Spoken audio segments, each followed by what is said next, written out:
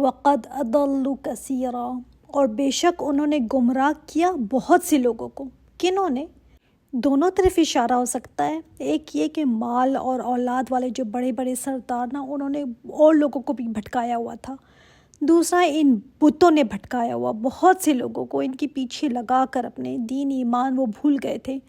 اور قصور ان نیکوں کا نہیں تھا، وہ تو نیک تھے ہی۔ مسئلہ تب بنتا ہے نا جب ان کے ایسے عقیدت مند پیدا ہو جاتے ہیں، ایسے فالوورز بنتے ہیں کہ بس وہ حد سے بڑھ جاتے ہیں۔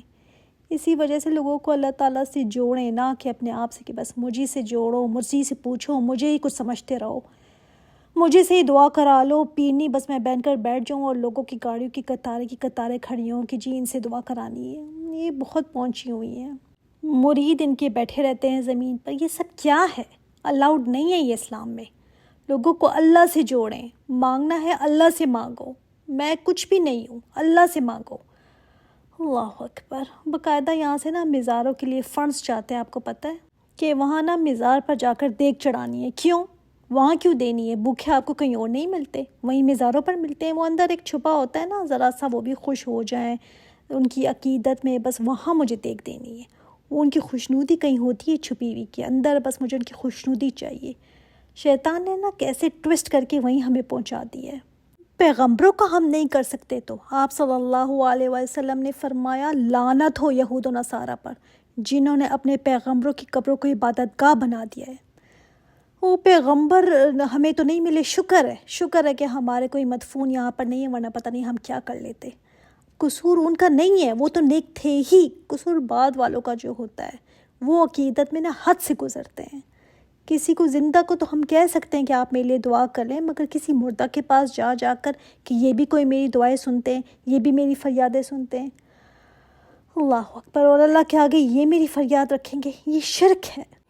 وَقَدْ أَضَلُّوا كَثِيرًا وَلَا تَزِدِ الظَّالِمِينَ إِلَّا ضَلَالًا، اور نہ تو زیادہ کر ظالموں کو مگر گمراہی میں ہی۔ اللہ تعالیٰ نے نا نوح علیہ السلام کو بتا دیا تھا کہ اے نوح، اب ان میں سے اور کوئی ایمان نہیں لائے گا، جو خیر نکلنی تھی بس اتنے ہی تھے، یہ ایمان لے آئے، کوئی اور اب نہیں لائے گا۔ تب نوح علیہ السلام نے دعا کی کہ اللہ ان ظالموں کو ان کی گمراہی میں ہی اور بڑھانا، جو انہوں نے کرنا ہے نا کر لیں، تاکہ ان پر عذاب آئے اور یہ بس ختم ہو۔ مما خطیئاتہم، بوجہ ان کی خطاؤں کے۔ ہم سے کوئی پوچھے تو ہم کہیں گے نہیں وہ سونامی آیا تھا نا، یہ اس لیے غرق نہیں ہوئے، اس وجہ سے ہوئے ہیں کہ وہ موسم میں ایسی تبدیلیاں ہوئی ہیں، کچھ بارشیں بہت زیادہ ہوئی ہیں، بہت زیادہ ہوائیں، یہ تو ہم تو بہت تعویلیں دیتے ہیں نا۔ اللہ تعالیٰ کیا بتا رہے ہیں؟ ان کی خطاؤں کی وجہ سے۔ کبھی ہم نے سوچا ہے کہ گناہوں کی وجہ سے بھی آفتیں آتی ہیں؟ نہیں، ہم نہیں سمجھتے۔ یہ تو بس اس طرح کی چیزیں ہیں، نیچرل چینجز ہیں، آتے رہتے ہیں اس طرح کے ڈیزاسٹرز۔ اس کا کیا تعلق گناہوں سے؟ اللہ تعالیٰ نے بتا دیا کہ عذاب آیا ان کی خطاؤں کی وجہ سے، اغرقوا، وہ غرق کر دیے گئے، فادخلوا نارا، اور فوراً داخل بھی کر دیے گئے آگ میں۔ پاسٹ ٹینس آیا ہے، غرق بھی کیے گئے اور پھر آگ میں داخل کر دیے گئے، مگر کر دیے گئے مطلب پاسٹ ٹینس۔ کون سی آگ ہے وہ؟ ابھی تو قیامت آئی نہیں۔ یہ دیکھیں دلیل ہے ان سب لوگوں کے لیے جو کہتے ہیں نا عذاب قبر نہیں ہے، وہ غرق ہوئے پانی میں۔ اس سے پتہ چلتا ہے کہ چاہے انسان غرق ہو کر مرے، یا کوئی درندہ اس کو کھا لے، یا جل کر مرے، کسی طرح سے بھی مرے، وہی اس کی قبر ہے، وہی اس کا ٹائم شروع ہو گیا، ہم اسی کو قبر کہتے ہیں۔ تو فلاں درندے نے اس کو کھا لیا، فلاں جل گیا، فلاں، تو یہ کیسے عذاب قبر ہو سکتا ہے؟ نہیں، جس حالت میں بھی وہ مرا ہے نا، وہی اس کی قبر ہے، اسی میں اس کو عذاب دیا جاتا ہے اور اس کو داخل کر دیا گیا آگ میں۔ یہ دلیل ہے اس کی۔ اور ہمیں حدیث سے پتہ چلتا ہے کہ انسان کی قبر یا تو جنت کا باغ بن سکتی ہے یا جہنم کا گھڑا بن سکتی ہے۔ تواتر کے ساتھ احادیث ہیں عذاب قبر پر۔ حضرت عائشہ رضی اللہ تعالیٰ عنہ فرماتی ہیں کہ میں نے نبی کریم صلی اللہ علیہ وآلہ وسلم کی کوئی ایسی نماز نہیں دیکھی جس میں وہ عذاب قبر سے پناہ انہوں نے نہ مانگی ہو۔ ہر نماز میں وہ عذاب قبر سے پناہ مانگا کرتے تھے۔ اور فرعون اور اس کی قوم کے بارے میں بھی آتا ہے نا کہ وہ صبح شام آگ پر پیش کیے جاتے ہیں۔ تو عذاب قبر ہے، حق ہے یہ۔ فَلَمْ يَجِدُوا لَهُم مِّن دُونِ اللَّهِ أَنصَارًا، تو انہوں نے کوئی مددگار اپنے لیے نہیں پایا سوائے اللہ کے۔ کیوں؟ کیونکہ اللہ کے سوا کوئی اور ہے ہی نہیں جو مدد کر سکے۔ اللہ مدد نہ کرے نا تو کوئی اور مدد نہیں کر سکتا۔ جس نے دنیا میں اللہ تعالیٰ کو اپنا مددگار بنایا رکھا تھا، جس نے اللہ سے اپنا تعلق رکھ لیا، وہ اللہ تو پھر قبر میں بھی اس کا مددگار ہے، حشر میں بھی اس کا مددگار ہے، پرصراط پر بھی اس کا مددگار ہے، اور اعمال نامے جب تقسیم ہوں گے نا تب بھی مددگار ہے، جب اعمال نامے تل رہے ہوں گے تب بھی مددگار ہے، جب افراتفری مچی ہوگی اور سورج قریب ہوگا تب بھی مددگار ہے۔ لیکن جس نے اللہ کو نہیں سمجھا نا، اسے تعلق نہیں رکھا، پھر ان تمام مرحلوں میں کون مددگار ہوگا اس کا؟ اپنا تعلق اللہ سے درست کریں۔ ہم تو اپنے مردے دفنا کر آ جاتے ہیں نا، کون ہوتا ہے پھر ان کے ساتھ؟ کبھی سوچا ہے آپ نے؟ وقال نوح، اور کہا نوح علیہ السلام نے، ربی لا تذر علی الارض من الکافرین دیارا، اللہ کافروں کا کوئی گھر نہ چھوڑنا اس زمین پر، ساری زمین سے کافروں کو ختم کر دینا۔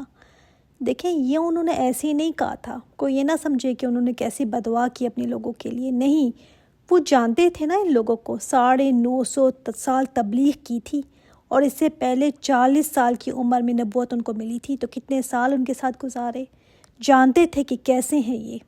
اس لیے اللہ، جب تو نے فیصلہ کر لیا ہے نا عذاب بھیجنے کا، تو اللہ تعالیٰ پھر ان میں سے کسی کو نہ چھوڑنا۔ کیوں؟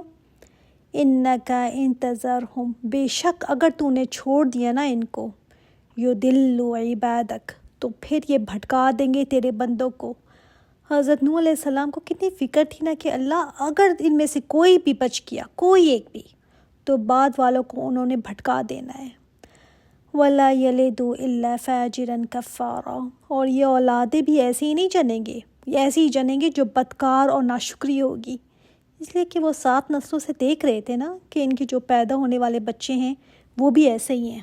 رب اغفر لی، اور پھر دعا مانگی انہوں نے، جہاں کافروں کے لیے بدعا کی نا وہاں دعا بھی کی۔ کیسے؟ رب اغفر لی، اے میرے رب بخش دے مجھے۔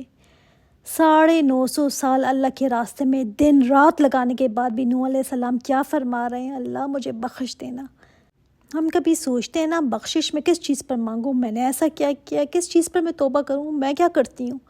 رب اغفر لی، اے اللہ مجھے بخش دے، ولی والدیہ، میرے والدین کو بھی، اور والدین ان کے مومن تھے، ان کے لیے دعا مانگی۔ یہاں سے ہمیں پتہ چلتا ہے والدین کے لیے دعا کی اہمیت۔ وَلِمَنْ دَخَلَ بَيْتِيَ مُؤْمِنًا، اور جو میرے گھر میں حالت ایمان میں داخل ہو۔ گھر میں داخل ہونے کا کیا مطلب ہے یہاں پر؟ علماء فرماتے ہیں اس سے مطلب جو میرے دین میں داخل ہو جائے، جو میرا ساتھی ہو، یعنی میرے ساتھ جو بھی ایمان لانے والے ہیں۔ وَلِلْمُؤْمِنِينَ وَالْمُؤْمِنَاتِ، اور سب مومن مرد اور سب مومن عورتوں کو، جتنے بھی مومن مرد اور مومن عورتیں ہیں نا، سب کو بخش دے۔ علماء کہتے ہیں کہ اس سے پتہ چلتا ہے کہ دعا کیسی مانگنی چاہیے۔ شروع کس سے کرنا ہے؟ اپنے آپ سے۔ بعض لوگ کہتے ہیں پہلے میں دوسروں کے لیے کر لوں، سب سے آخر میں اپنے لیے کروں گی۔ نہیں، سب سے پہلے اپنے لیے کریں دعا۔ ابراہیم علیہ السلام کی دعا بھی دیکھیں، پہلے کہا اللہ مجھے بنا دے نماز قائم کرنے والا، پھر اپنی ذریت کے لیے دعا کی۔ تو سب سے پہلے اپنے لیے دعا مانگے، پھر ان کے لیے جن کا احسان ہو آپ پر سب سے زیادہ، جن کا سب سے زیادہ حق ہے نا آپ پر، تو ان کو دعاؤں میں اپنی یاد رکھیں۔ یہاں پر والدین آئے کیونکہ والدین کا سب سے بڑا احسان ہوتا ہے نا اولاد پر، اس کے بعد وہ جو آپ کے خاص اپنے ہیں۔ دیکھیے کیسے سرکل بڑھ رہا ہے نا، پہلے انر سرکل، پھر آؤٹر سرکل، وہ جو میرے گھر میں داخل ہوں، مطلب جو ایمان لانے والے مجھ پر، پھر تمام مومن اور تمام عورتوں پر۔ وَلَا تَزِدِ الظَّالِمِينَ إِلَّا تَبَارًا، نہ تو اضافہ کرنا ظالموں کو مگر کیا؟ ہلاکت میں۔ اللہ ان کے لیے بس ہلاکت ہی کرنا آپ۔ اللہ تعالیٰ نے نا یہاں پر ایک آئیڈیل دائی کو دکھایا ہے، کیسا ہوتا ہے وہ۔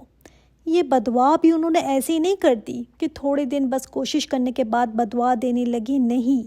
اور دیکھیں یہ آسان نہیں ہوتا لوگوں کی باتیں سننا، آسان نہیں ہوتا لوگوں کی ٹیڑھی نظریں، کانوں میں انگلیاں ڈال لیں، منہ پر کپڑا ڈال لیں، تبھی تو اللہ تعالیٰ سے شکایت کر رہے ہیں نا کہ اللہ انہوں نے دیکھ ایسے کیا ہے میرے ساتھ۔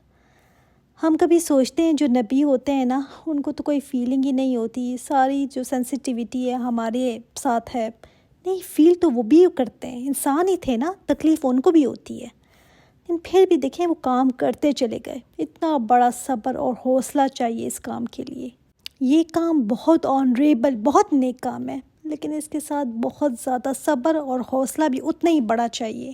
لوگوں کو اللہ کی طرف بلانا اتنا ریوارڈنگ ہے نا کہ اگر آپ کو اس کا اجر پتہ چل جائے تو پھر آپ چاہیں کہ دن رات میں بس یہی کام کروں۔ دیکھیں، آپ کو نہیں پتہ آپ کی کون سی بات کسی کو نہ آگے جا کر وہی اس کے لیے ہدایت کا ذریعہ بن جائے۔ پھر وہ جتنی نیکی آگے کرے گا نا، اس کا ریوارڈ آپ کے کھاتے میں بھی جائے گا، آپ کے کھاتے میں بھی لکھا جائے گا۔ تو اس معاملے میں نا سستی نہ کریں، کسی کو خیر کی بات پہنچانے میں جس طرح سے آپ سے ہو سکے نا اس کو آگے پہنچائیں، نہ سستی کریں، نہ ڈھیلا پن اس میں دکھائیں، مسلسل اس کو کرتے چلے جائیں۔ سوچیں اس پر کہ میں کیسے دوسروں تک خیر پہنچاؤں، کیسے میں کسی کو اچھی بات بتا دوں، کیسے بتاؤں اس کو، کیسے میں موقع تلاش کروں کہ اس تک کوئی بات پہنچ جائے۔ اللہ تعالیٰ ہمیں حکمت عطا کرے، آمین، اور اللہ تعالیٰ ہم سب سے اپنے دین کی بہترین خدمت لے لے۔ اللہ تعالیٰ ہمیں اس راستے کے لیے چن لے، آمین یا رب العالمین۔ سبحانک اللہم و بحمدک، اشہد ان لا الہ الا انت، استغفرک و اتوب الیک۔ السلام علیکم و رحمۃ اللہ وبرکاتہ۔